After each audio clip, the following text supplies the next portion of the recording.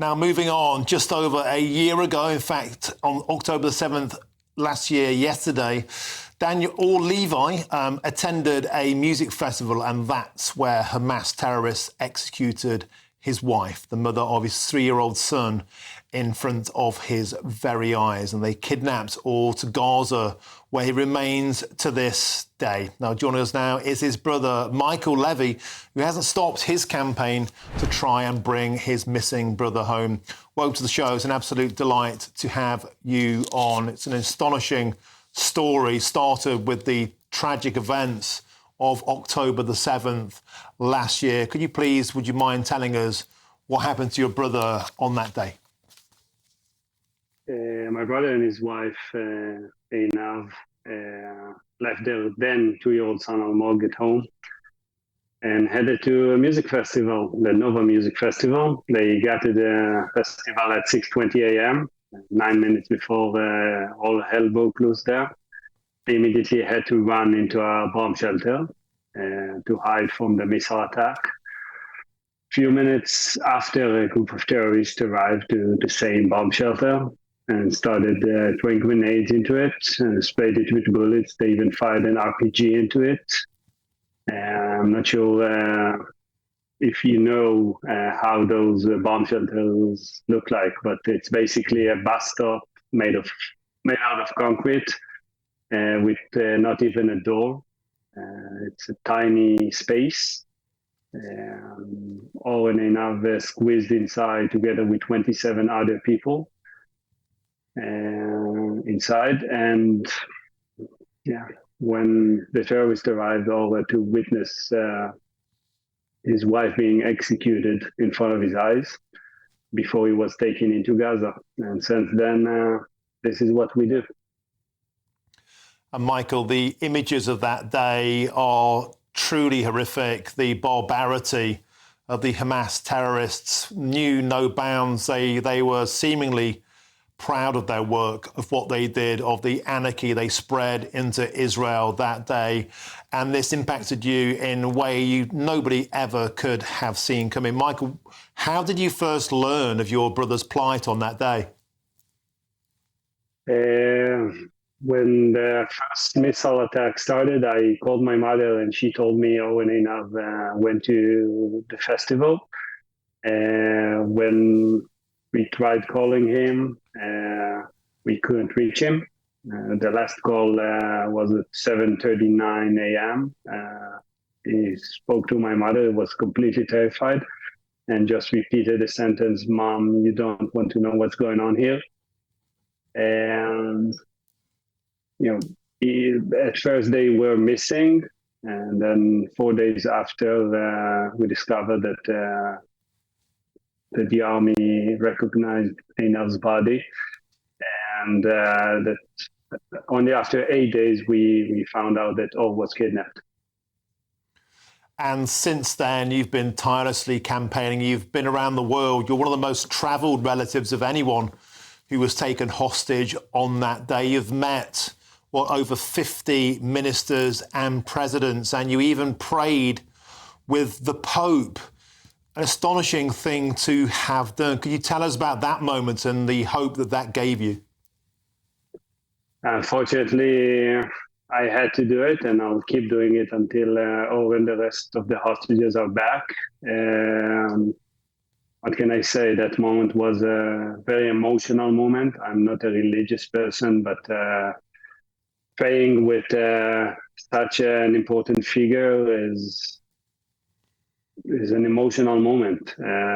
He just put his hand on Or's face in the picture and prayed, and it was an amazing moment. It gave me a lot of strength. And Michael, you're obviously keeping your hope alive by staying as busy as you can and spreading the word. And thank you. I feel truly blessed to have your company on my show here today on GB News and to help spread the word. But may I ask you, has there been any indication of your brother's status? Has there been any information whatsoever given to you, or are you living in an absolute vacuum of information? When your brother or any family member is in the hands of those monsters, you live those uncertainties every second of your life, because even if you know something, nothing is guaranteed with those monsters. But unfortunately, all we know is that all was taken alive and that he wasn't severely injured. And the IDF assumes that he's still alive, and that's all we need. And may I ask you, Michael, as well as traveling and as well as spreading the message and as well as speaking to world leaders and getting the hope there, what else gives you hope? Do you feel that you have a connection with your brother? Do you find yourself like talking to him? First of all, when I look at Almog, their 3-year-old son, I get all the hope and strength I need. But yes, I often speak to all and think about him, and I know he can feel that we are here doing everything that we can in order to bring him back, and he knows us. He knows that we won't give up, and we will turn the world upside down if needed to get him back.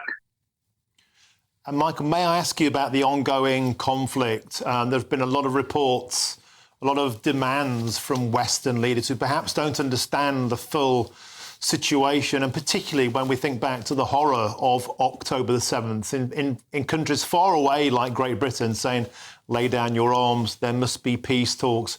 And yet, in your position, Michael, the thought that your brother could be in a subterranean tunnel inside Gaza, what's your take on the ongoing conflict? Do you want Israel to press on? I keep telling those leaders, those foreign leaders, and everyone who thinks like this, that I'm with them. I also want peace. I also want my girls to grow up in peace here. But for this to happen, the hostages must come back. Once they are back, this war will end and the suffering for both sides will end.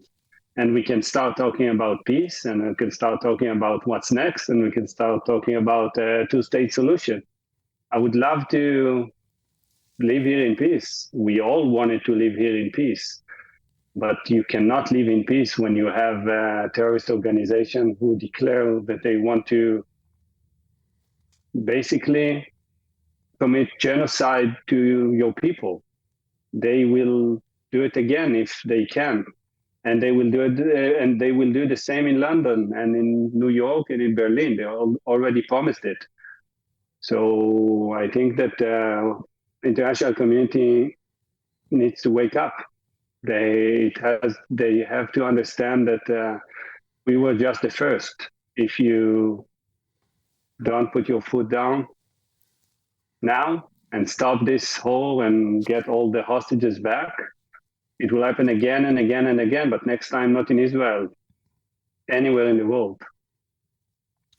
And Michael, when you think back to the barbarity of that day, and the images were circulating again yesterday, the very, very most evil thing that anybody could ever have done to other human beings was acted out on October the 7th. It was acted out onto your brother's wife.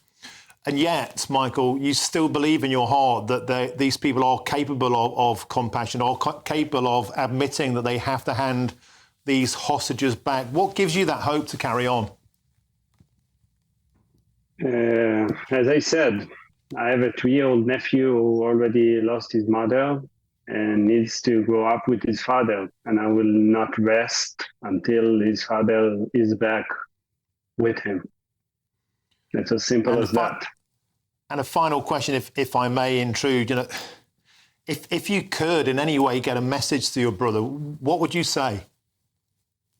I want him to know that we are strong. We will keep Almog safe and happy, and we will do everything to bring him back. Michael Levy, it's been an absolute pleasure and a privilege to talk to you. And I really sincerely and truly wish you the very, very best of luck, and I wish you peace in your life and your endeavour and your amazing mission to try and get your brother returned home safely to you. Thank you for joining us today on GB News here in London. Thank you so much. I know the audience watching will be very, very much on your side. God Almighty, you just cannot imagine, can you, what goes on? Thank you, Michael. Thank you for joining us on GB News.